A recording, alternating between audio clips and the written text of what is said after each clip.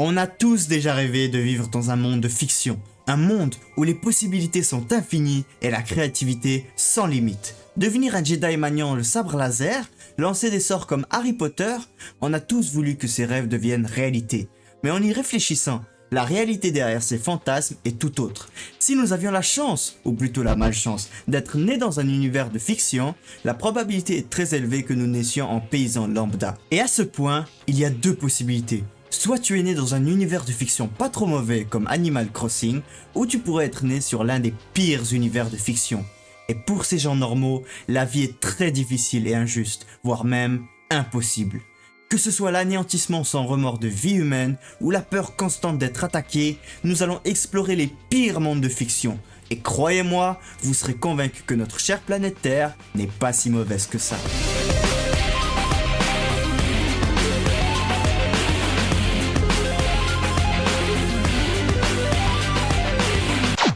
Qui n'a jamais rêvé, ne serait-ce qu'un instant, de devenir un super-héros, d'avoir des pouvoirs extraordinaires, d'être acclamé par la foule, admiré pour sa bravoure, sa force, sa générosité, de sauver les vies, de faire la une des journaux, d'entendre des enfants dire « c'est lui mon héros ». Mais soyons honnêtes 2 secondes, dans un univers de super-héros, tu serais probablement ce gars-là. Ou pire, celui-là. Et ce gars-là, laisse tomber. Aucune chance, le destin est cruel les amis.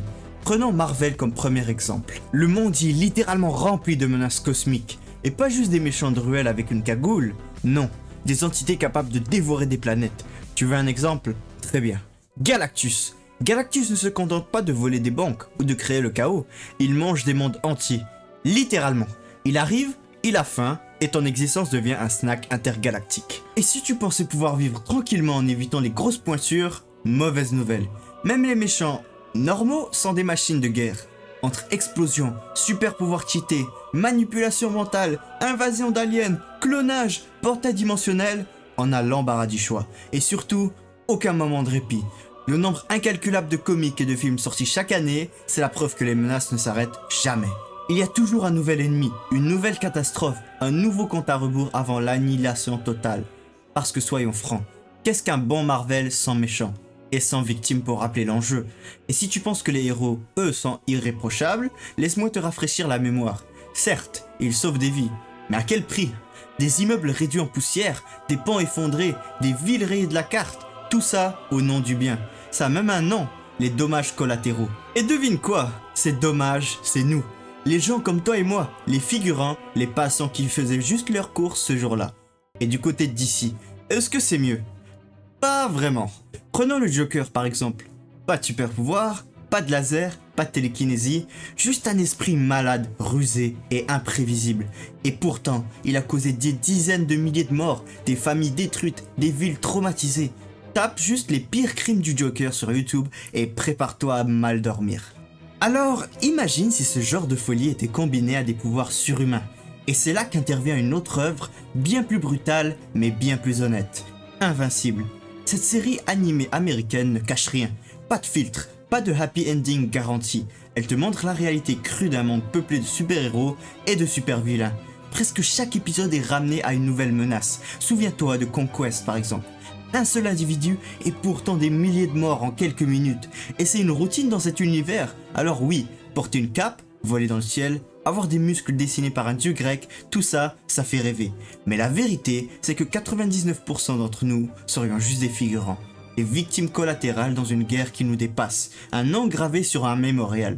Et ça, c'est la version optimiste. Parlons maintenant d'un autre univers de fiction culte. Un univers qui fait briller les yeux depuis des générations, où les sabres laser sont plus stylés que n'importe quelle arme jamais inventée, et où chaque plan est accompagné d'une musique qui donne des frissons. Oui, Star Wars. Mais ne te laisse pas hypnotiser par le générique défilant et les bruitages iconiques, car une fois que tu mets un pied dans cet univers, c'est fini pour toi. À première vue, on pourrait croire que c'est un monde d'aventure et d'évasion. Mais si on gratte un peu plus sous la surface brillante des étoiles, on découvre une réalité bien plus sombre. Dans Star Wars, l'instabilité politique est permanente.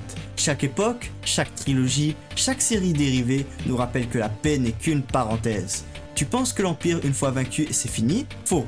Ils reviennent toujours sous une autre forme, plus fasciste, plus armé, plus déterminés. Et c'est sans parler des armes, parce que bon, dans cet univers, ils n'ont pas juste inventé des bombes ou des rayons laser, ils ont construit l'arme la plus démesurée de toute la science-fiction, l'étoile de la mort.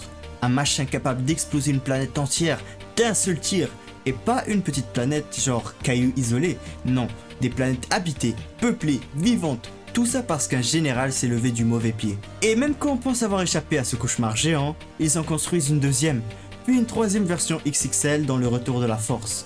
Mais ce n'est pas tout.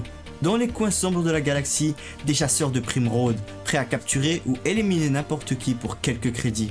Des mafias interstellaires prospèrent sur la misère et certaines planètes vivent dans une oppression permanente sans jamais voir la lumière d'un sabre Jedi. Même si tu es du bon côté de la force, ce n'est pas forcément mieux. Être un Jedi, c'est une vie de sacrifice, de renoncement, de bataille incessante.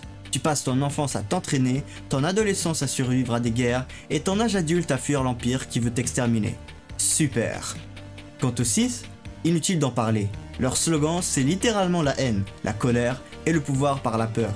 Bref, que tu sois civil, soldat, esclave, alien, Jedi ou politicien, une seule chose est sûre dans Star Wars, tu n'es jamais vraiment en sécurité.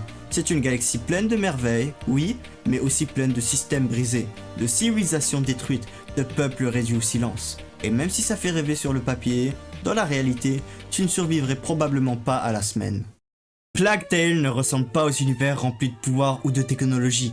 Il ne s'agit pas de sauver la galaxie ou de vaincre un super vilain. Ce monde-là est beaucoup plus terre à terre, beaucoup plus humain et paradoxalement encore plus cruel. L'histoire se déroule dans une version fictive du sud de la France, ravagée par la peste noire et la guerre. Mais ici, la peste ne se limite pas à une maladie. Elle prend la forme de rats. Des milliers, des millions de rats capables de tout dévorer en quelques secondes. Ils envahissent les rues, les maisons, les villages entiers. Ils sortent des murs, des égouts, des sols comme un fléau vivant et ils ne laissent rien derrière eux. Tu n'as pas besoin d'être un soldat ou un héros pour mourir ici. Il suffit de mal tomber, de te trouver au mauvais endroit, au mauvais moment. Le danger est constant et personne n'est vraiment en sécurité, pas même les nobles, les soldats ou les prêtres. Et comme si ce cauchemar biologique ne suffisait pas, il y a aussi les humains.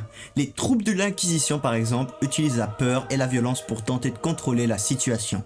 Ils arrêtent, torturent, brûlent, tuent, sans vraiment comprendre s'ils combattent. La population est piégée entre des fanatiques armés et une marée noire incontrôlable.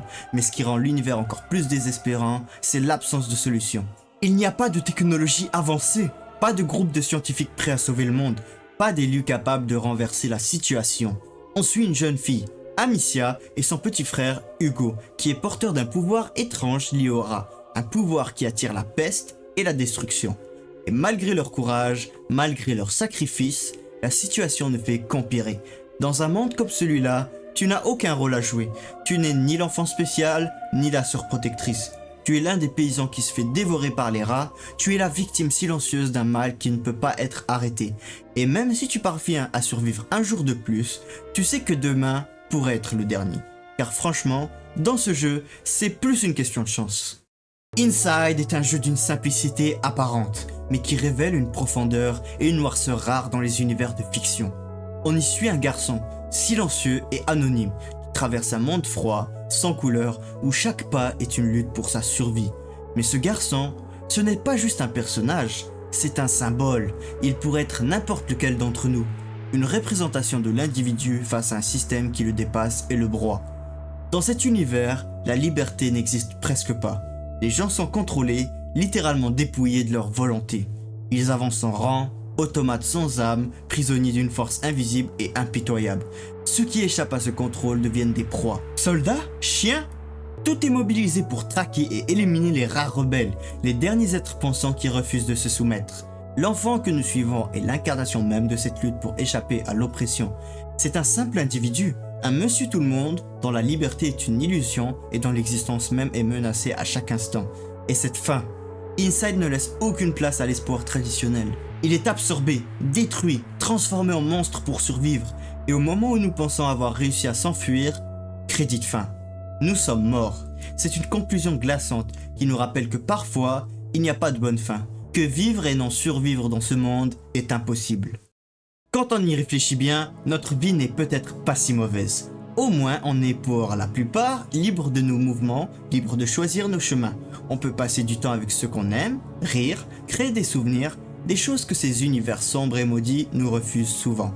Alors à mon avis, il vaut mieux continuer à explorer ces mondes fascinants à travers nos écrans, bien au chaud chez nous. J'espère que vous avez aimé la vidéo. Si c'est le cas, n'oubliez pas de vous abonner, de lâcher un like et dites-moi ce que vous en avez pensé en commentaire. On se revoit bientôt. À la prochaine!